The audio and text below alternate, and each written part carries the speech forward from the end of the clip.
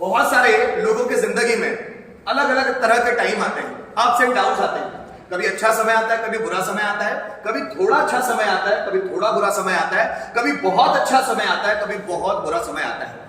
कुछ लोग उन परिस्थितियों में टूटते हैं और कुछ लोग उन परिस्थितियों में रिकॉर्ड तोड़ते हैं। कुछ लोगों के लिए वो परिस्थितियां सहन करना आसान होता है, कुछ लोगों के लिए वो परिस्थितियां सहन करना दयनीय होता है, बहुत मुश्किल हो जाता है। आप किसी भी परिस्थिति को सहन तब कर पाते हो जब आपके पास एक पर्पस होता है, एक उद्देश्य होता है। अगर आपके पास एक गोल है, एक टारगेट है which you want to get in your life, then you can tackle any kind of the obstacle in your life. आप किसी भी तरह की प्रॉब्लम को कभी भी डरोगे नहीं उससे, जब आपके पास एक पर्पस होता है। आप जरा समझना, अब कौन सी चीज है जो हम लोगों को लाइफ में मोटिवेट करती है कुछ करने के लिए? बहुत सारी चीजें हो सकती है। एक हमारा करियर, या जिसको हम उद्देश्य बोलेंगे, हमारी जिंदगी में कोई पर्पस जो हम लोगों को अचीव करना है, कुछ करियर वाइज हम लोगों को कुछ पाना है, कुछ अचीवमेंट्स हासिल करना है। दूसरा, कोई व्यक्ति जिसको हम पाना चाहते हैं। अगर हम किसी से लव करते हैं, अब वो लव किसी व्यक्ति से भी हो सकता है, किसी फील्ड से भी हो सकता है, किसी करियर से भी हो सकता है, एंड किसी अचीवमेंट से भी हो सकता है। व्यक्ति कुछ पाना चाहता है करियर में, वो भी उसका उद्देश्य है। किसी व्यक्ति को पाना चाहता है, उस व्यक्ति के लिए भी वो सब कुछ करने के लिए तैयार होता है, सब कुछ, whatever he thinks he tries to do that, वो सब कुछ करने की कोशिश करता है जो वो कर सकता है, जितनी उसमें कैपेबिलिटीज होती है। जैसे एग्जांपल मैं कृष्ण से शुरू करता हूं। कृष्ण ने जब रुक्मणी को जब छोटे थे जब देखा था, 18 साल के, उन्होंने पहली बार मथुरा में, जब मथुरा का जो लड़ने वाला एरिया था, जो बाजार था, उस बाजार में जब कृष्ण घूम रहे थे और वहां जब रुक्मणी वहां से जा रही थी, 16 साल की थी रुक्मणी, और वहां से रथ में बैठकर जा रही थी, तो कृष्ण ने रुक्मणी को देखा और देखकर मन में ख्याल आया कि यार रुक्मणी तो एक राजकुमारी है, और कृष्ण उसको दिल दे बैठे। कृष्ण उनको पसंद करने लगे उसी वक्त। लेकिन कृष्ण के दिमाग में यह था कि प्यार व्यार कुछ नहीं चलता है जिंदगी में, क्योंकि आगे जब मैं बढ़ूंगा तो रियलिटी देखी जाएगी। मैं तो ग्वाला हूं, नंद बाबा का लड़का हूं, वृंदावन से हूं, छोटा सा ग्वाला। ये राजकुमारी मुझसे थोड़ी शादी करेगी। इस राजकुमारी के लिए मुझे कुछ बनना होगा, कुछ अचीव करना होगा, ताकि ये राजकुमारी को मैं फ्यूचर में पा सकूं। लेकिन वो पाने के लिए बहुत ज्यादा महत्वाकांक्षी नहीं थे। उन्होंने सबसे पहले रुक्मणी को पाने के लिए अपने आप को मथुरा में स्टैब्लिश किया। जब उन्होंने कंस को मार दिया, उसके बाद जो उनके नाना थे अग्रसेन, वो वहां मथुरा के राजा बने। देन उन्होंने मथुरा में बिजनेस शुरू किया, उन्होंने वहां पर बिजनेस शुरू किया है। भगवान कृष्ण ने व्यापार भी शुरू किया है, किस लिए? अपने आप को ग्रो करने के लिए। उन्होंने बहुत कुछ किया है ताकि वो एक टॉप लेवल के व्यक्ति बन सके। उन्होंने ऐसे बहुत सारे काम किए जिससे उनको बहुत सारा सोना मिला। उन्होंने आपने शायद नाम सुना हो, पंचजन्य नाम का राक्षस था। हनुमान, जो कृष्ण जी है, महाभारत के युद्ध में पंचजन्य नाम का शंख बजाते हैं।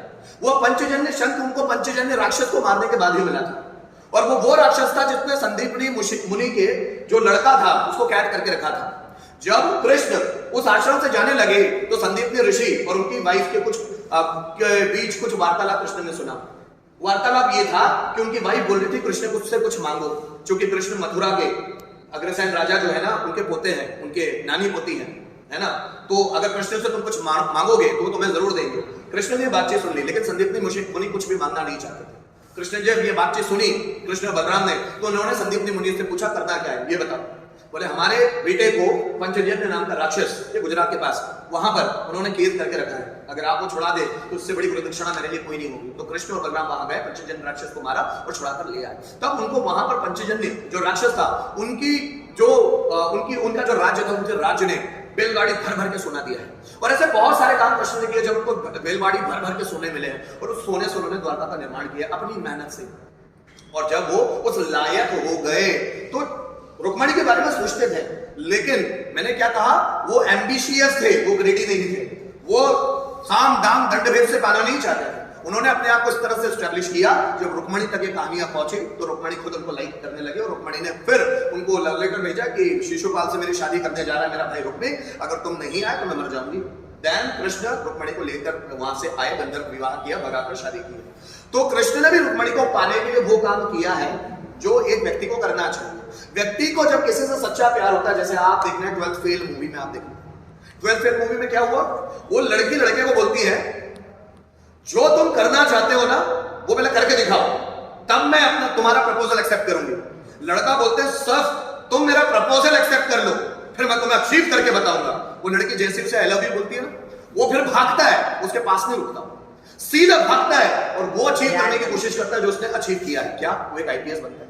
This is the true love story, this is the true motivation कि आप प्यार के लिए समय नहीं बर्बाद करते, आप प्यार के लिए वो सब कुछ करने के लिए राजी हो जो जिंदगी में इंसान को आगे बढ़ने के लिए करना चाहिए। जब इंसान की जिंदगी में कोई व्यक्ति हो या कोई करियर हो जिसको पाना हो और उसके अंदर जुनून आ जाए तो उसको कोई भी रोक नहीं सकता। आप समझ लेना, कोई जिंदगी में बाधा नहीं है। आपको बाधा तभी तक है जब तक आपका वाई निश्चित नहीं है, क्यों करना है आपको। जब किसी भी व्यक्ति का वाई क्लियर नहीं होता, क्यों निश्चित नहीं होता, वो कभी भी कुछ बड़ा अचीव नहीं करता। सबसे पहले उसका वाई क्लियर होना चाहिए कि आप किसी भी काम को करना क्यों चाहते हो। अभी जैसे बहुत सारी स्ट्रेंथ होती है पढ़ने के लिए, थॉट पढ़ने के लिए, अभी आज कम होंगे because they have no their why clear. उनका वाई क्लियर नहीं है, that is why they don't कम।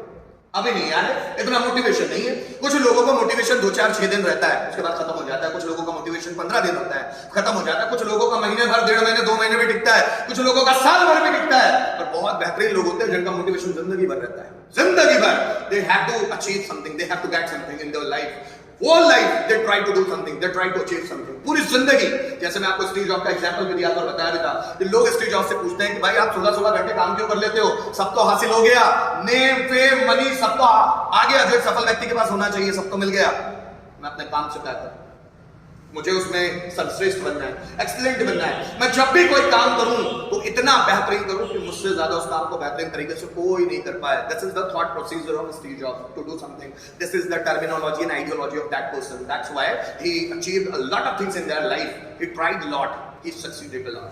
बहुत कोशिश की और सफल भी बहुत। बात समझ में आ रही है? तो आपको कोई भी काम मुश्किल नहीं लगता जब आपका उद्देश्य क्लियर होता है, या तो किसी व्यक्ति के लिए, किसी करियर के लिए। जब क्लियर होती है ना चीजें तो आप डरते नहीं हो किसी चीज से, सब परेशानियां भी आसान है। Is it okay?